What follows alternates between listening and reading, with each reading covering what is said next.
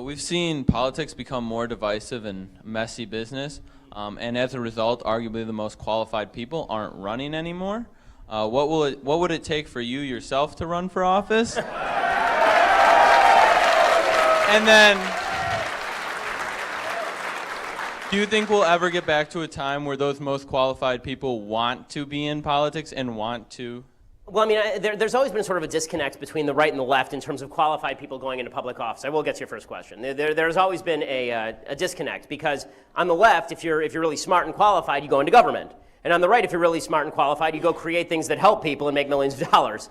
So what you end up with is this weird disconnect where the people who are on the Republican stage are all of sort of, with a few exceptions, they're all sort of middling IQ and not necessarily the world's greatest and smoothest orators. And on the Democratic side, you have a bunch of people with Ivy League degrees, except for this time around when you have an old crone who is going to be handed anyway. And also a loon bag old socialist who escaped from the asylum. So this time actually bucks the cycle a little bit. And so we end up with a race between the two least qualified candidates in American history.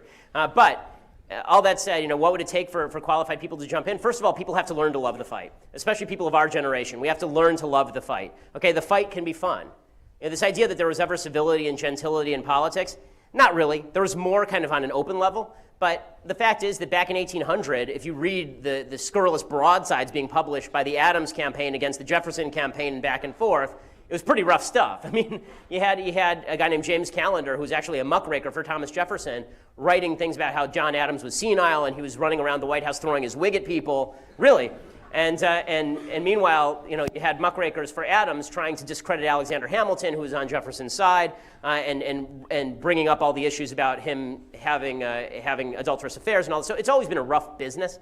I think that conservatives have to engage in that, and they have to like it. It's why people embrace Trump. It's because Trump actually comes off as aggressive. For all the problems I personally have with Trump morally, ethically, politically, the one thing that Trump is aggressive. And so it's going to take a new generation of aggressive conservatives. As far as would I ever run for office, I mean, honestly, in this day and age, I'm not sure I'm qualified. I'm not the son or the husband of a former president. So it's a pretty restrictive group of people who are allowed in. And I'm also not one of the Trump children, who I guess are next on the list. So I'll have to blame my father if I never run for office. It's his fault.